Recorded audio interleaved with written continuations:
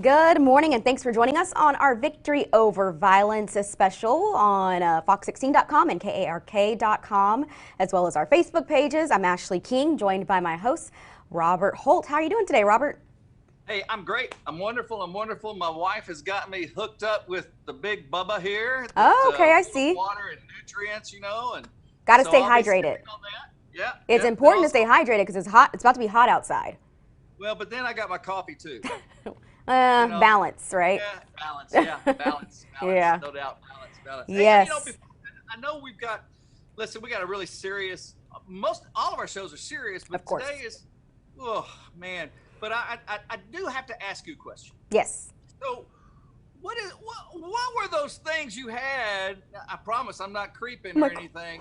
You posted it on Facebook. What were those things you had on your legs? Oh, I went to a cryotherapy place. I do a lot of running and stuff, so my legs, I have bad shin splints.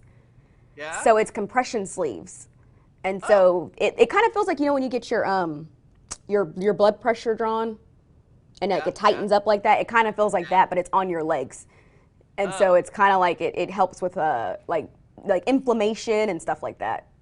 I thought maybe you were practicing for scuba diving or something. Yeah, no, won't be doing that anytime soon. But yeah, that's what that was. But it's good. Okay.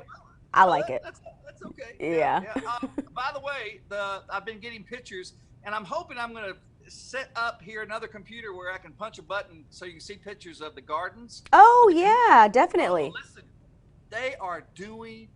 You'd be so proud of them. They're doing awesome. I I'm gonna go saw visit one that one you day. posted and like the vegetables are already growing in and stuff. So for people who don't know, we started these Victory Gardens of Love at different Boys and Girls Clubs in Little Our Rock and North house. Little Rock and also at our house.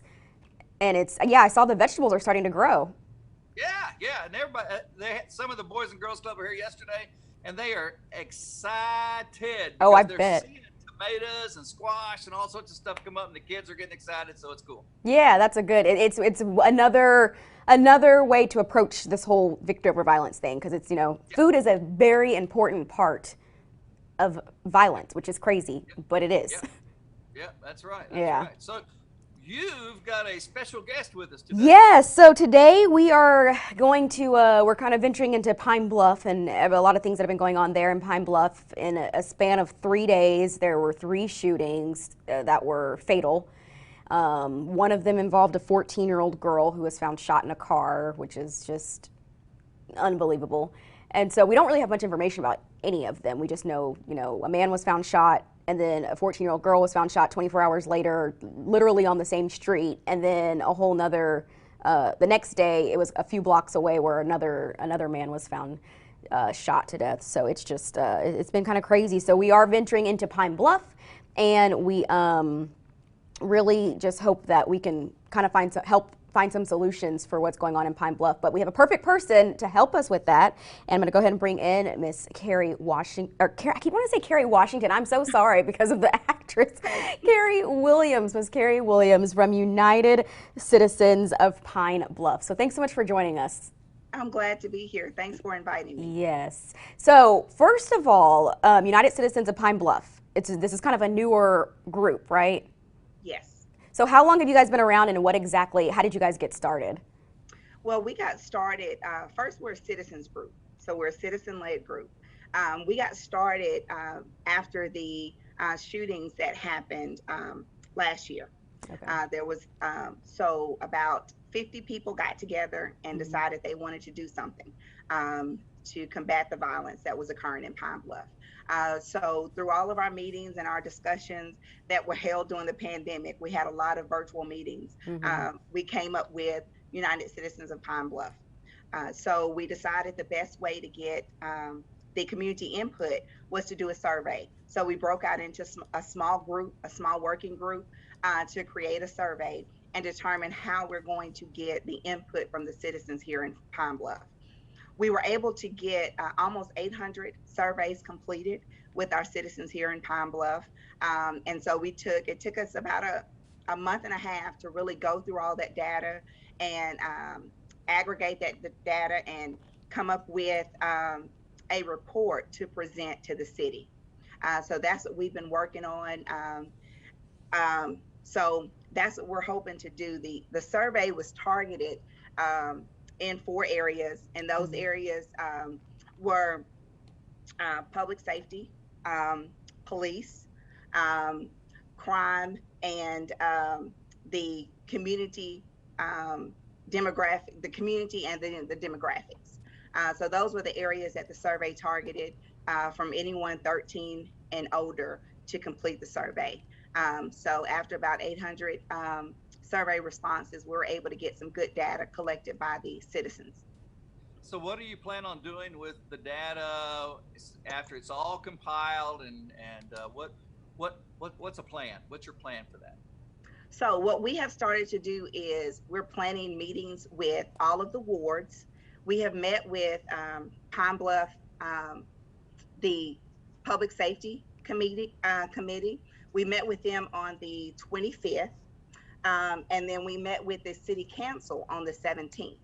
So we briefly went over the highlights of the survey and things that were really repeated with the survey because each section had open response questions for the citizens to just kind of write in, you know, their thoughts and opinions, and over about 1,000 of those. So after going through and just kind of going through those and seeing the commonalities within those responses, so we hit on some of the highlights with the with both of those meetings that we had with City Council and the Public Safety Committee.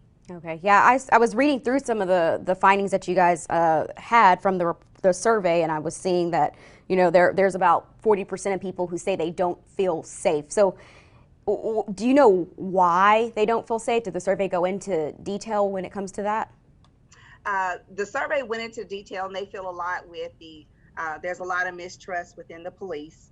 There are a lot of crimes that go on and nothing is done about it. So those were some of the comments that were noted within the survey of why they don't feel safe. Okay. And I saw the top 3 things were homicides, gang violence, and gun violence. So gun violence is clearly a really big issue with these shootings we had over this week. They were all clearly involving guns. So do you guys have any actual solutions, or have you come up with any ideas on how you can maybe reduce some of the gun violence? Okay, well, at this time, what we're doing is we're putting together some long-term solutions that will address the culture of gun violence in our community. This won't happen overnight, but we believe that working together with the citizens, law enforcement, the government, schools, youth groups, faith community, and other organizations, we will eventually start to see a decline in balance, in our balance. And so what we're planning to do is to meet with all of the wards, and then we're going to go to the school leaders. We plan to hit the small businesses, the youth groups, a lot of the nonprofit and faith-based organizations from June to August. And so working with those groups and having those individual meetings, we hope to come up with some solutions that we can present to the City Council that would anywhere from 30, 60, 90 days to the long term, which may be 3 or 5 years out. We know this didn't occur overnight. It didn't happen overnight. So we know it's going to take a while for us to put some implementations in so we can address the issue. So we just, you know, need everybody's support and everybody to stay on board and help us with these efforts so we can hopefully turn around the violence that's occurring in Pine Bluff. You know, there is an organization that I was fortunate enough to be a part of in El Dorado, the El Dorado area. It's called VIP, Violence Intervention Plan, and so they have really done well with exactly what you're talking about. I would love to be able to email you the young lady. Her name is Debbie Watts. Her email so that you can converse with her on some of the things that maybe they had to overcome or some of the pitfalls that they had, because they've been very successful. Of course, they're not having all the homicides that Pine Bluff, Little Rock, and so forth are having, but they are having, you know, the domestic violence, the suicides, the drugs, and all of those things that are going on, racism, injustice, and on and on and on. But they have really done an excellent job over the past 3 years of pulling together this plan. Also, I'm going to send you today information from Baltimore and Wisconsin. We have a meeting on the 22nd where we're bringing a bunch of individuals together again to really help to overcome what's going on in our community. But my question with all of that is, have you had problems trying to get even the city involved, with you, or are you seeing some pretty good success with that?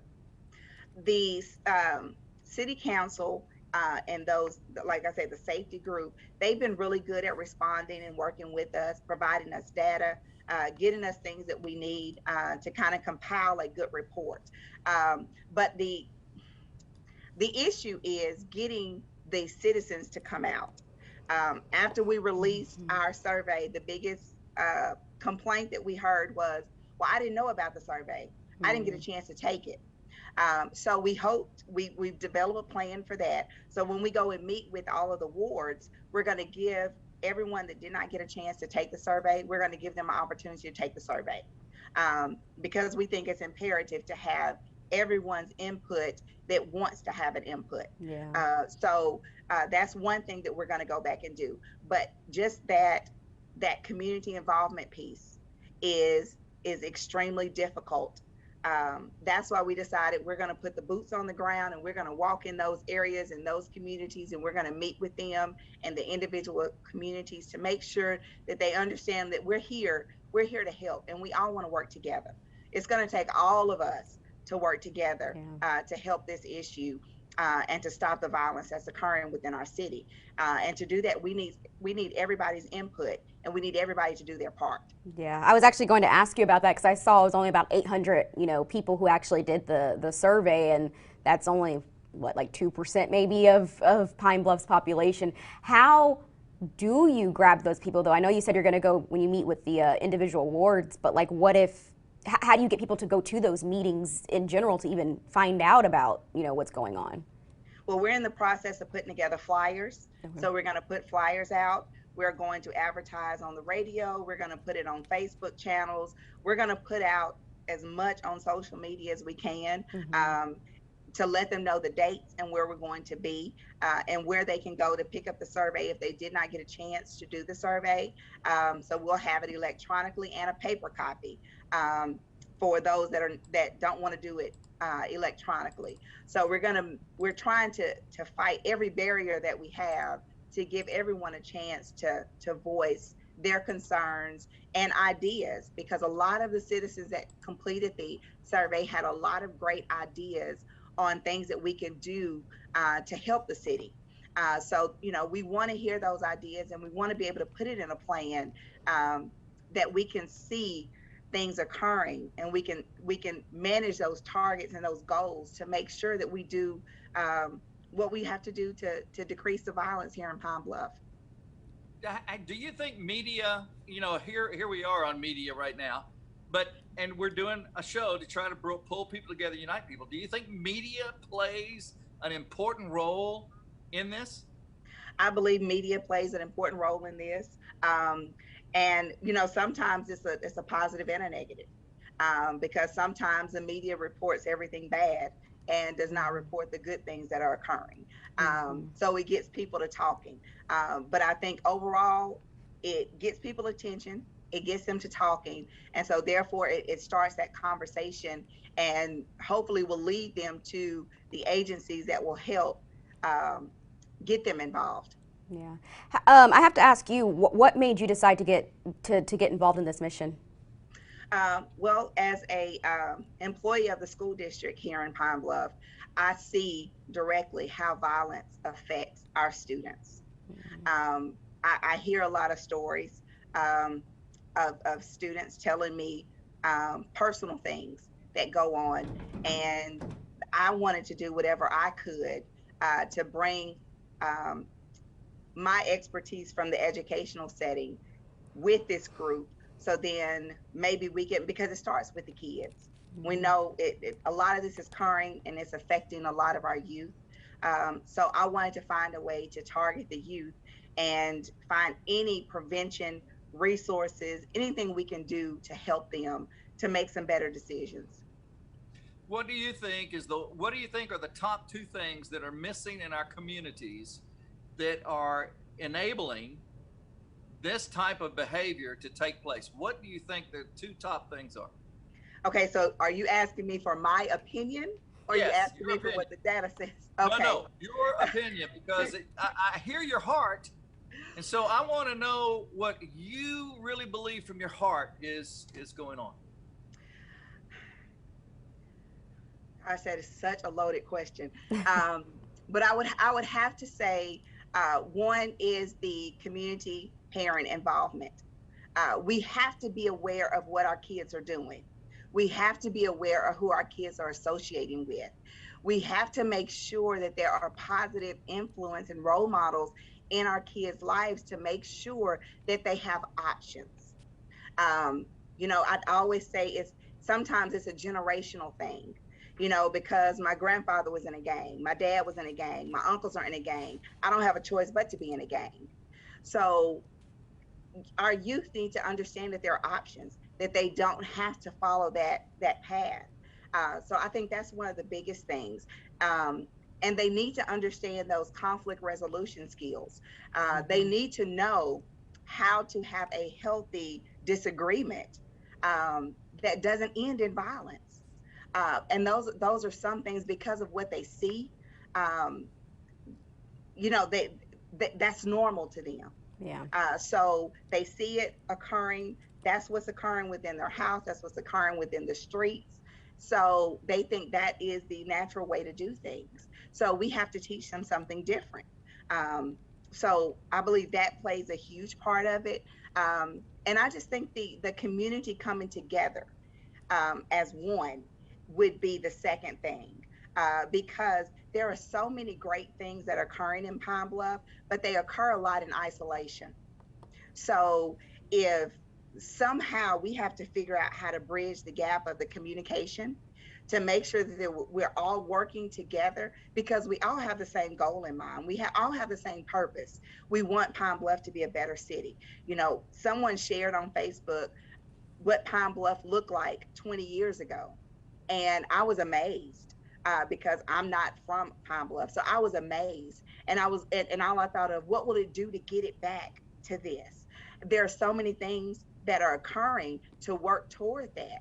But a Mm-hmm. lot of people don't know because it's done a lot of times in isolation. And so we don't know the things that are occurring. We don't know the resources that are out there to help with certain situations because a lot of things are done in silos. So there's a communication gap Mm-hmm. that we really need to work on to fill that gap from homes to schools to community to faith-based organizations. We all have to figure out how to get on the same page Yeah. so the communication can be widespread for everyone. Yeah, that's very true. You mentioned, that a lot of these kids think that's the only way because that's what they've seen. Are there programs in the area that, like after school programs and stuff like that, may help, or do you think there needs to be more of those? I believe it needs to be more of those, Mm-hmm. especially in the summertime when kids are out. Yeah. Um, for instance, we do positive behavior interventions and supports. So it teaches kids how to act in certain situations. So that is a huge um, that program is wonderful when it's Mm-hmm. done with fidelity and done carried out from everyone on board. I mean, the data shows that it works. I mean, it's research based, it's proven. Um, a lot of mental health needs to be addressed. So we need more mental health resources. Typically in the African American community, mental health is looked at as a negative thing. So we need to get away from that stereotype that mental health is something bad when it comes to African Americans. I think it's needed. We have a community that's full of trauma, and that trauma needs to be addressed. And a lot of times that can only be addressed through mental health resources. So we have some mental health resources here. We have a lot of conflict resolution resources here, but like I said earlier, a lot of times people don't know what's out there and what people are doing and what's available to them. So we have to do a better way of getting all that information out so people can realize these are the resources that we have for you. And a lot of those resources are free of charge. So we need to do a better job of getting those resources out so our community can be aware of what's available to them. You know, we don't have, it's unfortunate we don't have enough time on this show, and it could be that maybe we need to do another one with you. But I'm gonna say something here that, you know, we are. Ashley probably just took a deep breath. We're just kind of touching the surface of a lot of things here, and there is one deep issue that I want to say something about it. That is, I've always said that how can we expect our children to change when we as adults can't change? Two of the largest gangs are red and blue, but that's not Bloods and Crips, that's Democrats and Republicans. Our next largest gangs are our churches. You got one black, one white, one Hispanic, and so forth. And until we as adults can really, as you said, come together and unite and understand that, yes, there might be some serious issues going on right now in Little Rock with some of our young African-American males and so forth that are happening. But this is all of our concern. I'm not looking at that young man as an African-American. I'm looking at him as a human being that just died. That 14-year-old is a human. That's my concern.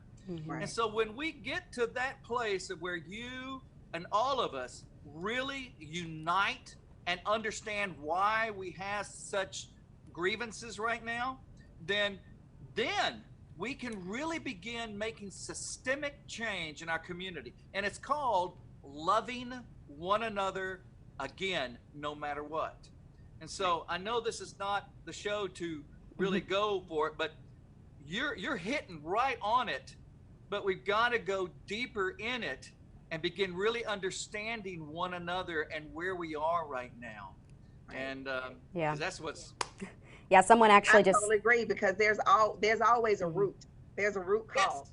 Yes. Sometimes we hit the surface, but we don't get down to the root cause. Yeah. And the root cause, that's just like with United Citizens of Pine Bluff. We're trying to get there. We're trying to get to the root cause. So we know it's going to take time. We know it's going to take tons of conversations, tons of meetings. And we're probably going to redo this report, and we're going to redo these suggestions over and over and over. But that's what it's going to take, because we have to get to the root cause of the issue in order to fix the issue. Yeah, someone actually just wrote on our Facebook page saying that Jesus is the answer. I knew Robert would agree with that, so there we go. But I do have to ask you, what do you need from the community? We need the community to be involved. We need them to be informed. There was one thing, I went to my first community meeting, the public safety community meeting. And one of the representatives, Joni Alexander, she had a representative from each area here in Pine Bluff. And I learned so much within that 30-minute meeting, with them telling what they do and what they're in charge of, and some of the codes and some of the rules. And it answered a lot of things for me on why certain things weren't done as timely as maybe me on the outside looking in feel things should have been done. But when you go back and look at those codes and those procedures, it made sense. So just like me, there's a lot of things within the government and the way the city is run that I'm not aware of. So I know there's a lot of community members that are not aware of that. So coming out to those meetings and hearing what is being done in your area, in your community, in your neighborhood, and understanding the process that people have to go through to get change done, and to tear down abandoned houses, because we always talk about, you know, the eyesore of all of these abandoned houses. I didn't understand the procedure. Now I understand the procedure, so I can look at it differently. So what we need from the community is to be there, be involved. When they have a meeting and it's open to the public, we need you to come. We need you to show your face. We need you to get an understanding, so then you can really understand how things are run, and then you can look at things in a different lens. because now I look at things in a different lens because I have a better understanding of how things are run through the government, the city government. What are your expectations from this short term? Short term, the expectations is to get some solid suggestions together to present to the Pine Bluff Police Department and to the mayor of some things that we can do right now that can make an effect right now while we're working on the long-term solutions that may take 3 to 5 years to you know to see a result from. So right now, that's what we're hoping to do, is after we do these meetings for the rest of the summer, we're hoping to get some short-term objectives and goals together so that we can present and maybe make some immediate changes right now that can affect our community in a positive way. Yeah, you mentioned the police, and somebody commented on our Facebook page saying that, you know, asking where are these kids getting guns from. Do you think the police need to do more, or there is something the police can do to try to, you know, stop some of these kids from getting guns in their hands? Well, one thing is we need more police. We have a police shortage here, and you know, that was something I said, why aren't the police doing more? Well, you can only do so much when the human resources are there. So we need more good, honest people they're passionate about law enforcement and dedicated to making a change. We need them to come and apply, and we need them to come and join our police force here. That's the first thing that we did. I know the police is doing a lot. I see them riding up and down the street all the time. I know they're out there and they're doing a lot, but there's only so much that they can do. So that's why the citizens, we have to do our part. We have to be cognizant of where our kids are, who our kids are affiliated with. We have to take our own responsibility of what's going on within our home, because it all starts there. If we can control what goes on and take responsibility for what goes on in our home, then now we can talk about what's in our neighborhood, on our street, and then we can take it out a little bit further. Yeah, definitely. All right. Any last thoughts you want to say? We're coming to the end of our time. Anything else any plea to the community or anything else you want to add? Well, first of all, I would just like to say our hearts and prayers go out to the 3 victims from this week. And, you know, we hurt for them. So that's the first thing. And we all have our part to play when it comes down to improving the violence in Pine Bluff. And I just ask and I plead for everyone, come out, let your voices be heard, and take your part in it. And let's do our part, because we can all do something. No matter how small you think it is, we can all do something to help with this problem. Yeah. How can people get in contact with you or with the group? We are on Facebook, United Citizens of Pine Bluff. We have a Facebook page. That is the best way to contact us. We are monitoring that 24/7 pretty much. So that is the best way to contact us. Perfect. All right. Well, thank you so much for joining us. And, you know, we're any way that we can help here, you know, at the station, please let us know. We will continue to try to shine some positive light on the community as well, because I know that does definitely make a difference, as you guys were saying earlier.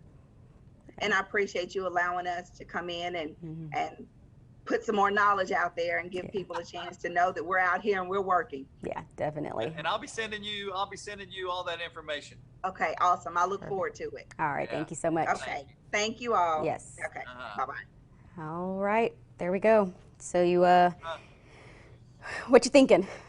Well, I'm thinking that little by little, you know, God's opened the door for you and I to kind of open the doors for others to begin the process of getting our community united. But it's going to take more. And yeah, definitely. So, you know, but we just keep doing our part, and you're going to see, by the way, you're going to see more, those that are watching right now, you're going to see more from Victory Over Violence in a very tangible way here very soon, and we're really excited about that. And that's what's important, tangible results. That's what everybody wants to see is, you know, the fruits of our labor, like the gardens. Like we want to see something. Right, that's right. So, you know, there's victory in love, guys. Victory in love. Yep, and that's a perfect way to end the show. So thank you guys so much for watching, and we'll be back again 2 weeks from now, the same exact place, same exact time. So we'll see you then, and remember, there's victory with love. Take care.